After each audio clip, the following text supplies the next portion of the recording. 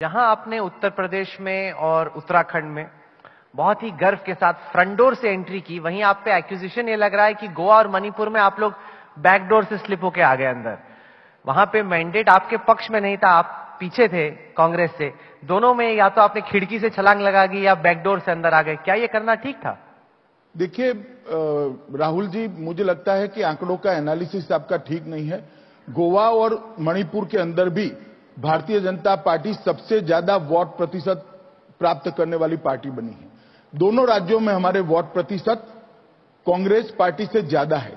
Number of seats हमारी कम है, परंतु कांग्रेस पार्टी को भी क्लियर कट मैंडेट सीट के रेफरेंस में नहीं मिला है।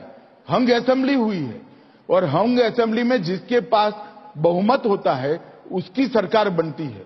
ये देश में कोई पहली बार हंग असेंबली नहीं बनी है। कांग्रेस की भी कई बार हंग असेंबली वाली सरकारें हुई है और बहुत सारी पार्टियों की हुई है। एक ही सिद्धांत परंपरा से चला है कि जिस पार्टी को ज्यादा एमएलए का समर्थन होता है उसकी सरकार बनती है। और मणिपुर में मैं आपको रिपीट कर कहना चाहता हूं कि आसाम के बाद, अरुणाचल के बाद अब मणिपुर में भी भारतीय जनता पार्टी की सरकार होना, ये भारतीय जनता पार्टी को देश के हर कोने में पहुंचने का एक सबूत है।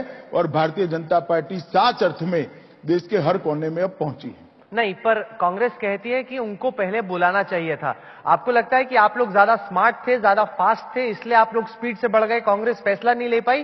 क्योंकि कई सारे कॉन्स्टिट्यूशनल एक्सपर्ट्स कहते हैं कि पहले जो सिंगल लार्जेस्ट पार्टी है उसको मौका देना चाहिए था अपनी सरकार बनाने का।